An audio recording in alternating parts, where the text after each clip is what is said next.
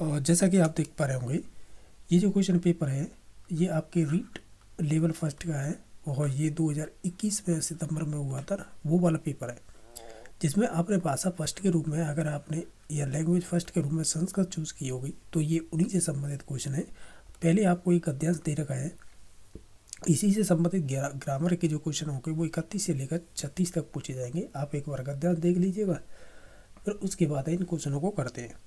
जैसे 31 number question में पूछा है कि रामानुजम इत्यर्थ का संधि, यानी रामानुजम में कौन सी संधि होगी। हम जानते हैं राम प्लस अनुज, अगर इसका संधि विच्छेद करें राम प्लस अनुज, अगर आप हिंदी के अकॉर्डिंग भी करते हैं तो भी सही होगा, अनुजम लगा दीजिए लास्ट में तो मिलकर आ हो जाएगा। तो इस प्रकार ये रामानुजम हो जाएगा, सवर्ण दीर्घ संधि हो जाएगी, ऑप्शन नंबर बी सही हो जाएगा। क्वेश्चन नंबर 32 पे ये कह रहा है त्यक्तवान इत्यर्थ का प्रत्यय अस्ति, यानी त्यक्तवान में कौन सा प्रत्यय है संस्कृत के अकॉर्डिंग।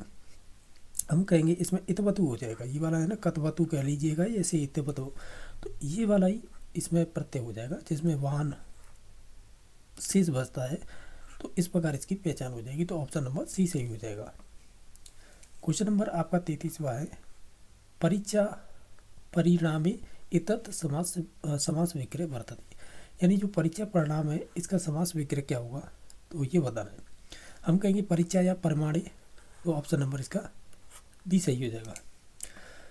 क्वेश्चन नंबर 34 है, ये कह रहा है 100% अंकान गणित विषय प्राप्तवान, तो अस्मिन् वाक्ये बहुवचनांत पदम किम अस्ति, तो इसका बहुवचन आपको पद बताना है कौन सा होगा।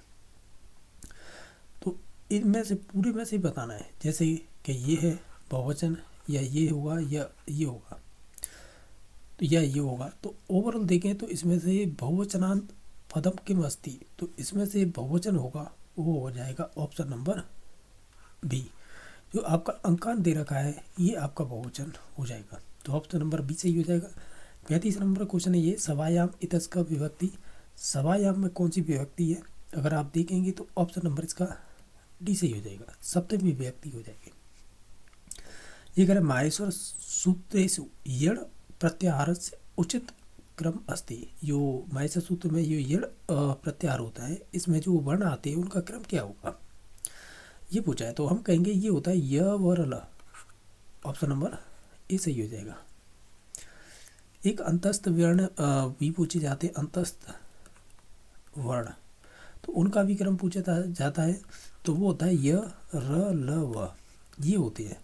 और बाकी जो माहेश सूत्र में यण सूत्र के जो प्रत्याहार के जो क्रम होते हैं वो होते हैं य वर ल, ये ध्यान रखना है। तो ऑप्शन नंबर इसका ए सही हो जाएगा।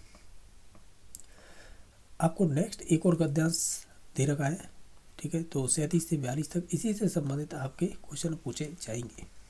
और ये आपके राजस्थान की जो आर्ट एंड कल्चर है ना, आर्ट्स एंड कल्चर, तो उसी से ये क्वेश्चन, यानी क्वेश्चन क्या है, ये गद्यांश है वो लिया गया है। तो 37 नंबर क्वेश्चन है ये, इत्यादिनी स्थलानी संति, रेखांकित क्रियापदे लकार भवति, यानी इसमें लकार बताना है कौन सा होगा। सॉरी, ये वाला लकार नहीं है, इस संति में बताना है कौन सा लकार होगा। तो इसे लंग लकार में, यानी इसमें से लंग लकार कौन सा होगा ये बताना है, ठीक है। तो ओवरऑल देखें तो ये आपके बनेगा लंग लकार में, यानी भूतकाल में बन जाएगा आसन, ऑप्शन नंबर बी सही हो जाएगा। हालांकि इसमें रेखांकित पद है वो क्रिया पर ही था, ये ध्यान देने की बात है, और क्रिया पद में ही पूछा था, इसका लकार पूछा था कौन सा हो जाएगा, तो हम कहेंगे ये आपका बी नंबर ऑप्शन हो जाएगा। क्वेश्चन नंबर 38 है कि मंदिरम इत्यर्थ का लिंगम, ये मंदिर है उसमें लिंग कौन सा होगा, तो हम ये कहेंगे इसमें हो जाएगा आपका नपुंसकलिंग। क्वेश्चन नंबर नेक्स्ट है 39 नंबर, एक स्थापत्य दृष्टिया विश्व प्रसिद्धम रणकपुर जैन मंदिरम विद्यते अत्र रेखांकित पदे वचन, यानी जो स्थापत्य दृष्टवा है ना, इसमें कौन सा वचन है ये बताना है। तो इसमें एक वचन हो जाएगा, तो ऑप्शन नंबर ए सही हो जाएगा। क्वेश्चन नंबर 40 है, अप्रसिद्धम इतस्य विलोम पदम अस्ति, यानी अप्रसिद्ध का विलोम शब्द क्या होगा, तो हम कहेंगे इसका हो जाएगा प्रसिद्धम, तो ऑप्शन नंबर डी सही हो जाएगा। क्वेश्चन नंबर आपका 41 है कि रणकपुर जैन मंदिरमपि विद्यते रेखांकित पदे लकार अस्ति, तो इसमें लकार बताना है विद्यते में, तो हम ये कहेंगे ये हो जाएगा संबंधित आपका लट लकार। तो ऑप्शन नंबर बी सही हो जाएगा। क्वेश्चन नंबर आपका नेक्स्ट है जो 42 नंबर है कि ऐतिहासिक महत्व धारयति अत्र रेखांकित पदे धातु अस्ति, यानी इसे धारयति में कौन सा धातु होगा, अगर आप देखेंगे तो इसमें धृ धातु हो जाएगा। ऑप्शन नंबर सी सही हो जाएगा।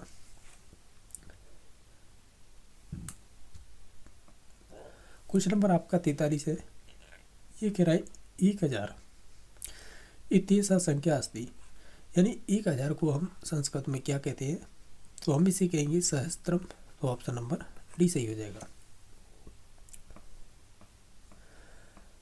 क्वेश्चन नंबर 44 है, वो इस प्रकार पूछा है कि ये कह रहा है शुद्ध वाक्य मस्ती, इसका इसमें से कौन सा शुद्ध वाक्य है, तो हम कहेंगे नदी भी गंगा श्रेष्ठ, नदियों में कौन सी गंगा श्रेष्ठ है। तो ऑप्शन नंबर डी सही हो जाएगा।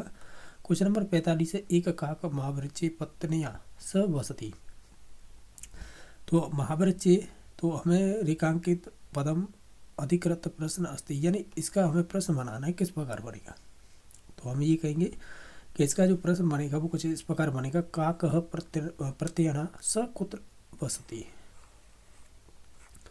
ठीक है, तो ऑप्शन नंबर इसका सी सही हो जाएगा। अब आपको एक सूक्ति दे रखी है और वो पूरी करनी है।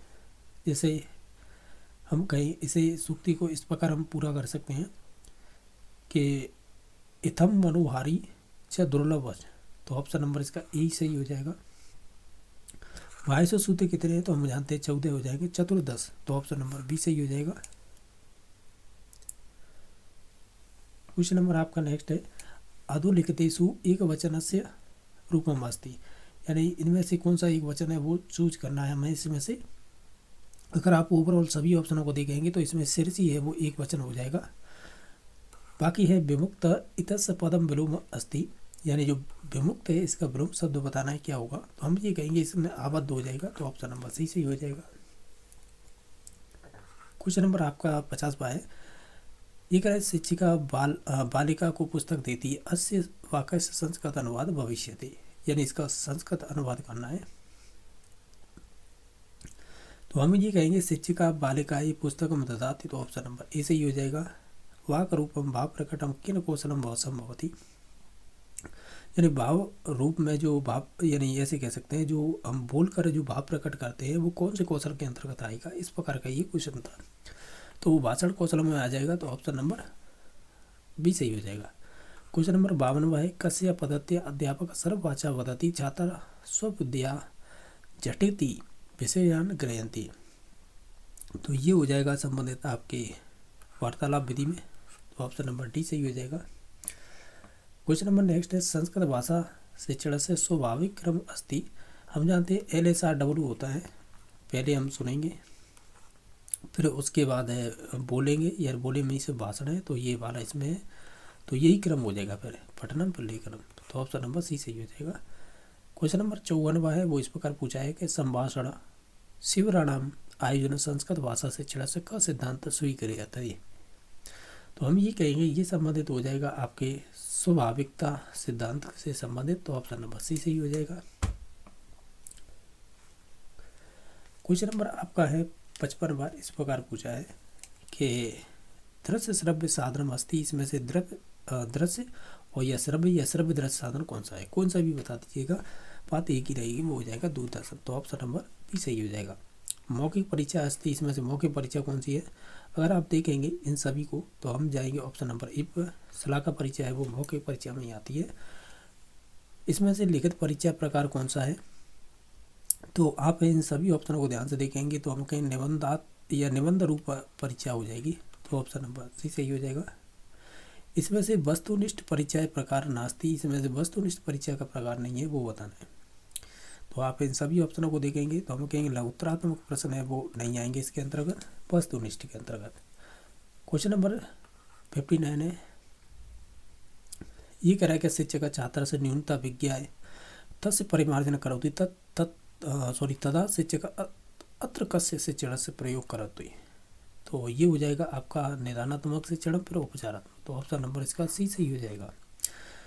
यानी ये कह रहा है कि जो शिक्षक है वो छात्रों की न्यूनता विज्ञा तस्य परिमार्जन कर, यानी जो उसकी कमी है उनको ढूंढता है फिर उसका परिमार्जन करता है। तो ये कौन से शिक्षण प्रयोग कर रहा है, तो वो पहले तो निदानात्मक ये न्यून यानी कमियों को ढूंढ रहा है, फिर उसका परिमार्जन का मतलब उसका उपचार कर रहा है। तो इस प्रकार इसका ऑप्शन नंबर सी सही हो जाएगा। क्वेश्चन नंबर 60 है कि सर्व अध्यापक छात्र से व्यवहार आचरण अध्ययन परिचय स्वभावितम अंगरूपेण लिखन्ति तदा सर्वदा छात्र सर्वदा अध्यापकस्य निरीक्षण भवति अस्य प्रक्रिया छात्रस्य मूल्यांकन भवति। ओवरऑल कहा जाए तो ये सतत एवं व्यापक मूल्यांकन की बात हो रही है, तो ऑप्शन नंबर सी सही हो जाएगा।